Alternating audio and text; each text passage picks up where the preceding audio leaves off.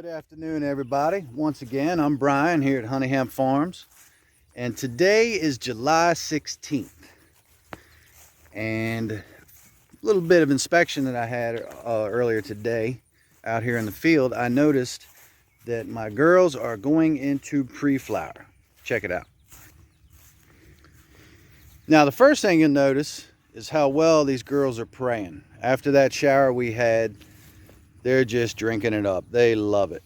They love it. As you notice, the blades, how they're turned in one direction, and the ends of the stalks are kind of pointed in a direction. That's because the sun is right there, and they're all just gobbling up that sun, getting them rays. So, for the pre-flower, what I noticed is that these girls are starting to throw pistils. Now, the pistils are the female parts of these hemp plants. Now let me explain a little bit. Okay, I'll set you down here underneath of one of the big girls. There she is, and there's her sister. Okay, real quick. So all cannabis plants, whether it's cannabis hemp or marijuana, they're either male or female, okay? Now, for the male hemp plant, cannabis hemp, when it first starts out, it starts out with a little ball, and on the end of that little ball, it's got a little point, okay? And the males and female sex organs, they all start out looking like this. But what happens is, as the males start to mature, they ball up. And then another ball appears, and then another ball appears. But inside, as this is happening, there's a little stem inside that's growing out. Well, as it's growing out, these balls are forming all over the stem. So what happens later on is these balls are technically the male flowers of that plant. So those flowers will open up and drop male pollen. Now, typically the male plants grow taller than the female plants, and reason being is so that when the pollen drops out, it drops down onto the females.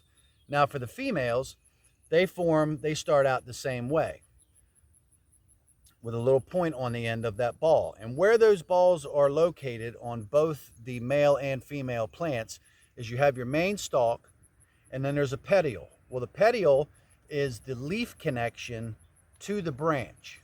Okay, and at the end of the petiole is where the leaf grows. Okay, so the petiole is connected to the branch, and in this little crevice right here is where those balls form. Well, once those balls form, for the female version, later on when they start to mature a little bit and the pre-flower is happening, what happens is those females will shoot out two pistils. They're two little white hairs. Sometimes you'll get more than two, but most of the time it's two. Okay, now these pistils are really sticky. And what happens is as that male pollen is falling onto those pistils, they collect the pollen, and then those pistils will retract down into that calyx. The calyx is the name for the female version of this ball. And once it pulls that pollen down into the calyx, that's where your seeds are formed.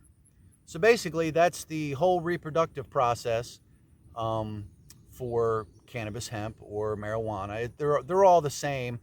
The only difference is the cannabinoids, which are in the plants. With CBD and CBG, that is what usually appears in cannabis hemp. That's what we're looking for. That's what we're farming.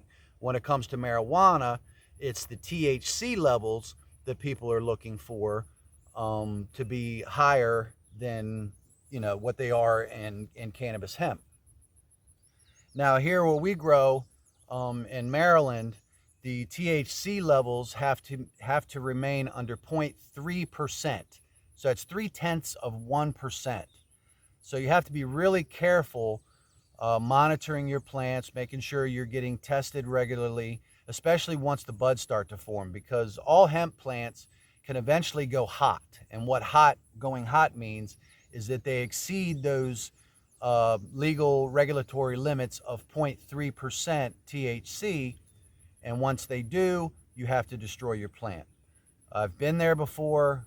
It's not fun to see your whole crop go up in flames, but it happens. It has happened. Hopefully it won't happen again to me. But with proper testing and being in tune with what's going on out here, I'm definitely going to make sure to do my best that that doesn't happen to me again. So here we go. Okay, so we're going to take a little walk, take a look at these girls. Now, being that these plants are in pre-flower, they are definitely going to start making the stretch. Now, making the stretch means that obviously the stems, the stalks, everything is looking to reach out and try to collect male pollen as best that it can. Fortunately, there are no male plants anywhere near this property. At least I hope not. I hope the neighbor isn't growing something in his backyard and he doesn't know what he's doing, because that can literally destroy your crop. One male hemp plant or marijuana plant, let's say they were growing marijuana, could pollinate this entire field. And if that was to happen, then basically our crop would be ruined. Now, chances are from that any amount of distance, I don't think anybody's growing anywhere nearby, but there wouldn't be a whole lot of pollen, but it could, depending on which way the wind's blowing, it could really mess things up. And you would end up with seeds, and the buds wouldn't form the way that they're supposed to, and it would just be terrible. And what happens is like in some countries where they grow, let's say they're growing marijuana, down in South America or Mexico or wherever it is that they're growing. It doesn't matter what country it comes from. And it's the illegal black market marijuana that, comes across the border or gets shipped in or however it gets here. Excuse me. How they'll grow is they'll just take a handful of seeds and they'll throw it out into a field and let Mother Nature take her course. And what happens is you got males and females that are growing up in the same field. They end up pollinating each other. And then you you get a bag of whatever it is you're buying, and next thing you know, you got a whole bag full of seeds. And you just don't want that. Especially, we don't want that here at Honey Hemp Farms, because what we're doing is we're looking for the most amount of buds that we can get for our processing and for our tea. Once a plant gets pollinated and seeds start to form, it changes how the CBD is created in the plants. The levels will be a lot lower.